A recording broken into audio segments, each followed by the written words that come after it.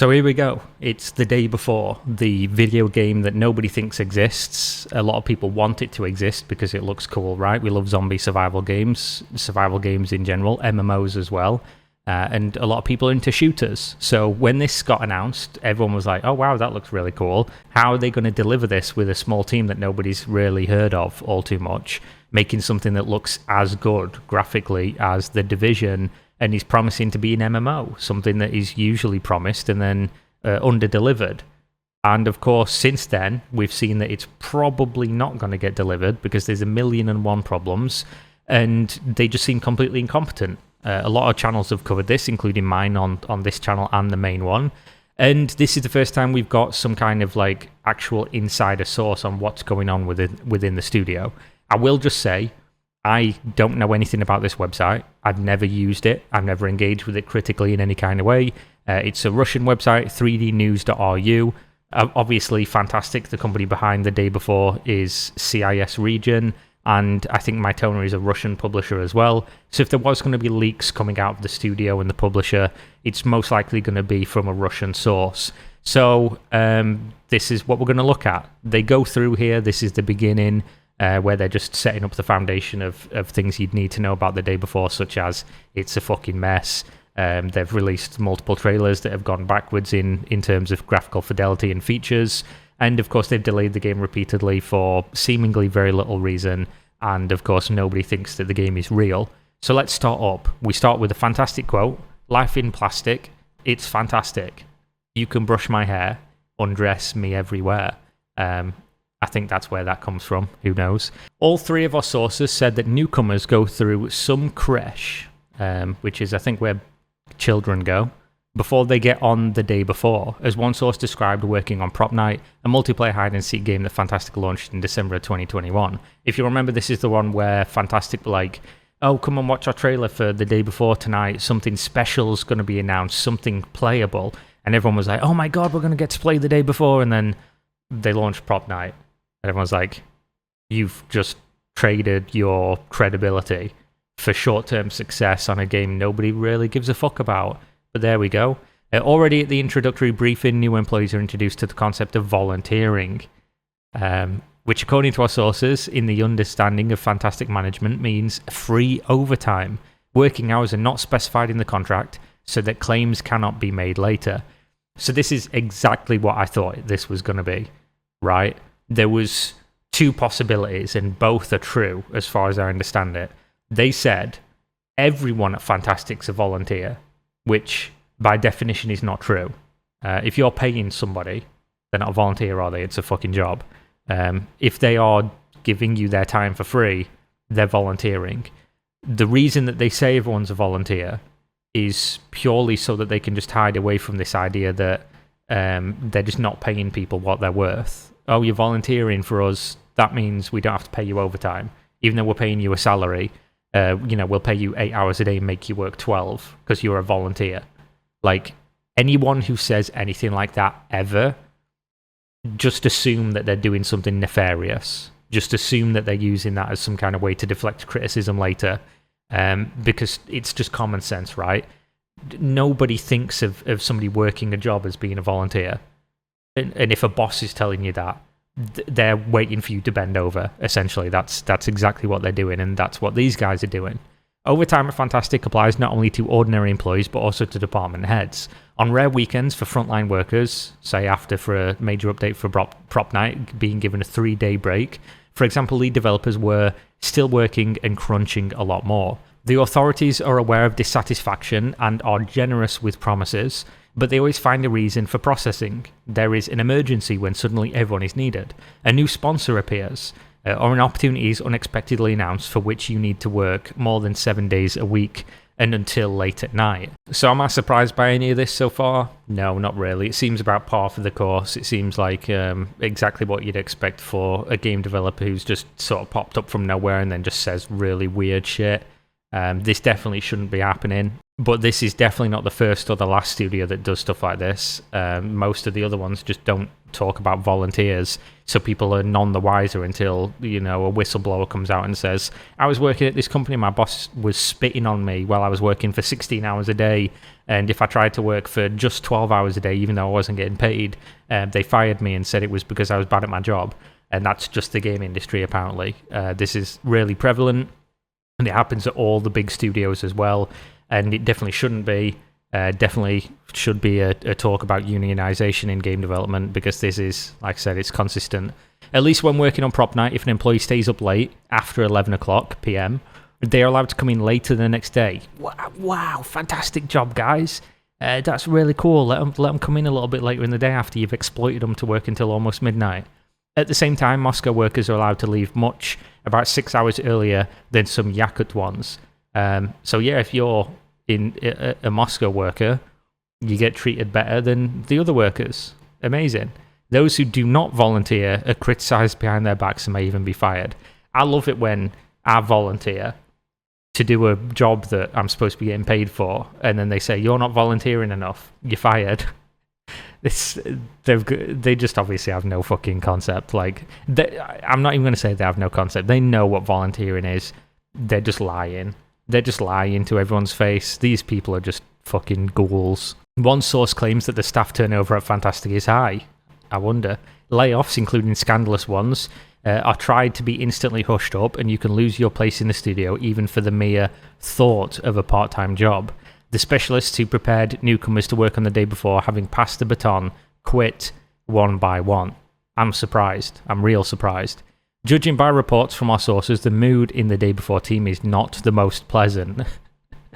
That's a fucking understatement. Morale is at zero. An atmosphere of hopelessness and despair is hovering, despite the fact that until very recently the release was announced for March 1st. The development of the game is still in complete chaos, and that is a quote, still in complete chaos. All three informants see the main problem is the lack of clear planning and incompetence at the top of Fantastic in all aspects. The day before trademark confusion is not a cover for the transfer, but an example of inept management on the part of the studio's management, which is these two guys. Now, I said this immediately when I was doing my original coverage of this on the main channel. You could definitely make a point because of how weird they've been and how everything's just been, I guess weird's the perfect word, with this game and this studio, that they could have been using this as a cover, like, oh, the game was totally ready, guys. Trust me, it was so ready. But then that darn trademark, it just stopped us at the final hurdle. We need 7 more months to figure this out. You could have made that point, and I think it's definitely a compelling one, and it's the more fun one. But usually the simple answer is the correct one, which is that these people are just fucking useless, right? And with the trademark thing, they've launched games in the past. It's not like this is their first ever product as a team of management. They have a large publisher above them, so fuck knows what those guys have been doing. They're definitely not keeping these guys in check with the money that they're paying them. But if you've launched products before, you'd have trademarked the game if you weren't useless. At least years in, when you were using it as like a non just working title, if you had it cemented as this is going to be the day before, you would have trademarked the game, right? And then of course when you were about to launch the trailer, that was the time you should have trademarked it if you hadn't already. And then when the trailer came out and became the most wishlisted game on Steam, then I don't know at what point they didn't do it for a whole year. And the thing is that the person who claimed the trademark before them did so 6 months after the day before trailer came out. It's not even like they didn't have an opportunity to do so, and it's not somebody trolling, it's not somebody that came in and just took it because they wanted to. It's because they legitimately used the day before, and it's like a calendar app or something, which kind of makes sense as a name. So Fantastic co-founders Edward and Isen Gotovsvev, saying that wrong, I'm referring them to the brothers from here on, make many key and minor decisions based solely on their own conclusions and not on expert advice. Typical. Analytics or specific indicators. Much in the development of the day before depends on the mood of the brothers themselves. Decisions made yesterday can be cancelled in the evening of the current day, and the whole course of development can turn around from this. One of the sources described the brothers' methodology. Seems like methodologies were just fucking useless. This also applies to the work done by specific employees, which the next day can go under the knife with the wording, "Yes, stupidly." Lovely, lovely people. The source gave the following examples. Less than 2 weeks before the delivery of an important build, the team was told to introduce new mechanics into the game, despite the fact that, due to the fragility of the day before code, this action threatened to break everything that was set up for the build and tear them away from urgent tasks from some other employees. This is just typical of people who have no fucking concept of what they're doing, just over-managing people. Just giving them pointless tasks and just making everything more difficult for people who typically know what the fuck they're doing. We see this all the time in indie game development, and especially if you're going to make a game that's like really big in scope, good management is an absolute key. If you're making a very small game, you can maybe get around this a little bit. It's probably not as bad, but the more staff you've got, the more things you're putting in the game, the more things are relying on each other. This is where management becomes real clear, whether it's a fucking joke or not. Due to the whims of management, workers have to do things as soon as possible, and when the result does not suit the brothers, they begin to get angry, raise their voice, or use foul language, forgetting that they themselves instructed to do just that. Sounds perfect for a game development manager, right? First of all, ordinary employees suffer from all this. Of course they do. As for recent borrowings from Call of Duty and The Last of Us, The Day Before is really created with an eye on Western blockbusters. Quote, "Do it like they do," is one of the most frequent requests of the brothers to the team. The brothers agree to proposals from outside only if there is supporting material in other games, in other AAA games, sorry. So, let me just let you know that when I was making the Day Before for the main channel, the video that I did 2 weeks ago it came out, when I was doing that thumbnail, I just wanted to copy their logo, the Day Before logo, and use it on their marketing material as a thumbnail to make it look as close to theirs as possible. Do you know how I got it to look almost identical to theirs before I added like a little bit of flair and stuff to it? I just Googled The Last of Us logo recreation and followed a tutorial for creating a Last of Us logo, and it looked fucking identical. I literally overlaid The Day Before and The Last of Us logo next to each other, and then made my logo based on the Last of Us, and then put it over The Day Before, and it was exactly the same. It's exactly the same. So it's not like this is a coincidence in any kind of way. They're carbon copies. The marketing material, even down to like, oh, there's a tree there in the Division marketing material, and then you look at the Day Before marketing material, and there's a tree in the same place. It's just a different kind of tree. It's all the same. It's just a carbon fucking copy.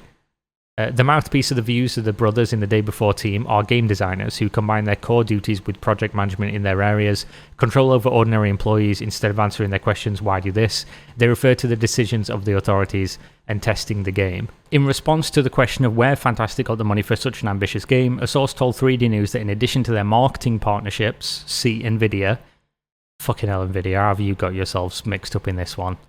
Like, seriously, how have you done that? I think they were just fooled by the trailers like everyone else was. That would make complete sense.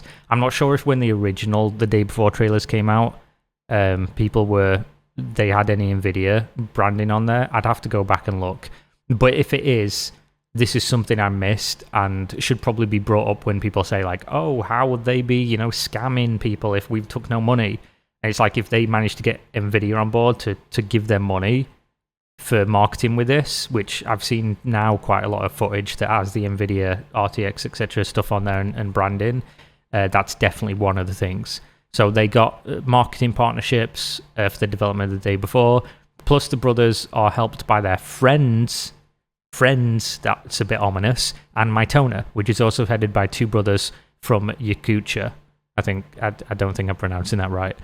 By the way, Fantastic agreed with Nvidia to hold an extremely important closed playtest for The Day Before on March 1st, which will decide the future of cooperation. Ooh!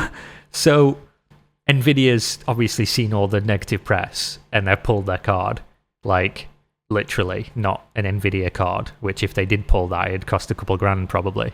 They've basically said to them, you've got to show us this fucking game, guys. You've got to let us play this game, because we don't even think it exists anymore. If successful, Nvidia will help restore the reputation of the game. No proper testing has been done so far. So they're going to be scrambling, mate. They're going to be scrambling to get something together for NVIDIA to test.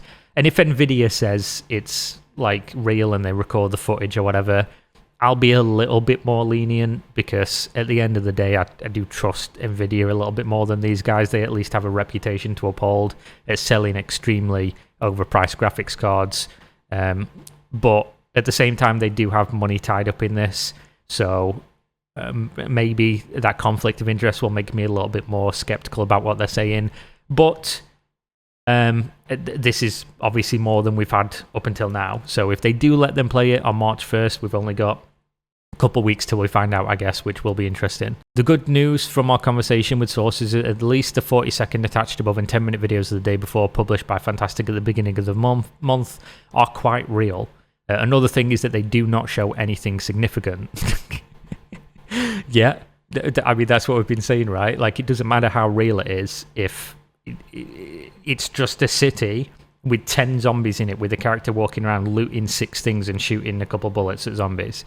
It shows literally nothing. You could put that together. I'm not trying to be like crazy or anything or too hyperbolic, but a competent game developer could probably put that together in a couple of days with assets. I don't know if they use all assets, store assets. I know people have found quite a lot, which I've never brought up, because I don't generally think that's like a gotcha.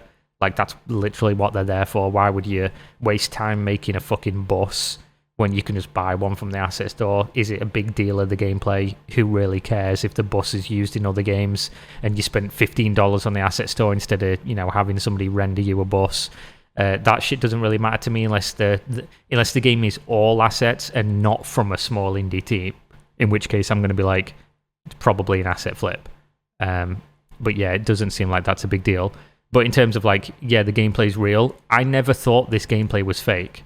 I never looked at this and was like, oh yeah, that doesn't exist, and they're not actually doing that, because there's nothing to fake.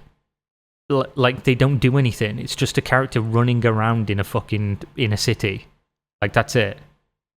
Like I say, you can put this together so easily. There's no point faking it. Obviously, it's in a test area to the point where they've probably scaled the graphics, etc. up, because it's not loading in the full game and all the other stuff required. So according to informants, most of the elements and mechanics that were shown earlier were made specifically for trailers. Oh, I called it.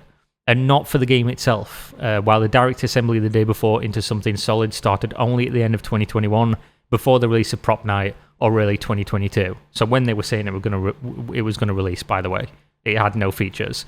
This is what I'm saying. Trailers, nobody should believe trailers, ever, because this is what these companies do. So many developers come out and say, we're not going to do trailers anymore. We're not going to do them because it's a waste of time, because they're just marketing hype. Because what you develop for a trailer is to show like an end product when you're nowhere near an end product, unless it's a release trailer. What you do is you say, okay, we want this, and this, because these are all going to exist in the game later. Build them for the trailer. But that code almost never goes into, like, and that work almost never actually goes one-to-one into the game. You're making it for that. So it's a waste of time other than raising money, raising awareness, marketing. That's all it is. So when people say, oh, the trailer looks good, it's probably a lie. That stuff doesn't exist in the game yet, or not at least to that scale or that functionality. So I guess it's good news that they're saying that there's some game. But again, my original assessment of this game's going to be a fucking joke of bugs, missing features, no updates, maybe abandoned. No matter what, now we know that the leadership is just incapable of delivering a good product based on this. But again, pinch of salt, maybe this is all fake and people are lying. One of our informants reports that Fantastic Management is not thinking about adding anything other than zombies, players and vendors to the day before. A hired screenwriter, for example, only dealt with lines for merchants. The quest system was allegedly once written, but there's not a single hint of it either in the code or in the game itself. Amazing. The whistleblower warns that Fantastic risks bringing even more negativity to the day before discussions. The studio wants to release the game in its raw form and bring it to the proper level of quality with patches only after the release. I strongly do not recommend buying this. That's from somebody working on it, who may lose their job if the game doesn't do well. They probably want to lose their fucking job, let's be real. But yeah, this makes complete sense. They want to launch the game in early access because the game is never going to be ready. It's just another one of these like cashing on the hype. What do people want? What's doing well? What always gets funded? Oh, a zombie survival game. Oh, an MMO. People love these things. Let's make one of those. Can we make it? No, we can't, but fuck it. Let's do it anyway. And then, of course, at the point where they released it into early access, they'd be taking your money for something they're almost certainly not going to deliver. Announced at the end of January, the postponement of the day before to November 10th, the sources says, will not help matters. In its current form, when everything works on crutches, the game will take about a year to develop all the necessary mechanics. About the same time should be spent on polishing content and gameplay. So this insider is saying the game is 2 years away from being finished at current state, which obviously if the management keep adding features, chopping and changing, firing people, turnover of staff, including like studio management and things like that, it's probably going to take longer, if ever. Time alone, however, cannot save the day before. Fantastic needs to rethink the entire system of work. Shovel all the existing code, now it only complicates the life of the team. Stop reworking, or at least start paying for overtime, and change the approach to management, aka get rid of them two fucking dickheads. In other words, the day before still has a chance to become a really good game. Yeah, sure it does. But the efforts of ordinary employees are undermined by the Gotosev brothers, who lead the development ship from side to side and do not let it get on any particular course.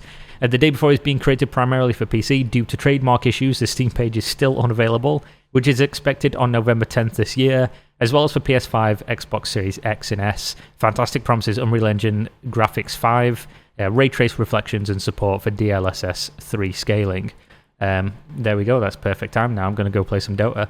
Thank you very much for watching, guys, and it's just so obvious. There's been people in the comment section of my other video saying, people are just hating on this game. They're just hating on this game that for some reason I want to defend for no reason other than the fact that I want it to exist. I want it to exist as well. I fucking love these types of games. But when I can smell shit, I'm not going to be like, no, it's all right though. It's fine. It's not really shitty, is it? It's not really that bad. It just smells like shit. And this game, from the very beginning, like when I first saw the trailer and I was like, this development team that I've never heard of is making this, I'm getting a bit of an aroma here. And then obviously, as soon as any new information comes out, it just gets worse and worse and worse. And now nobody can look at this without fucking holding their nose. So there you go. Thank you very much for watching. Like, subscribe, do the things. Patreon, Discord. See you next time. Peace out.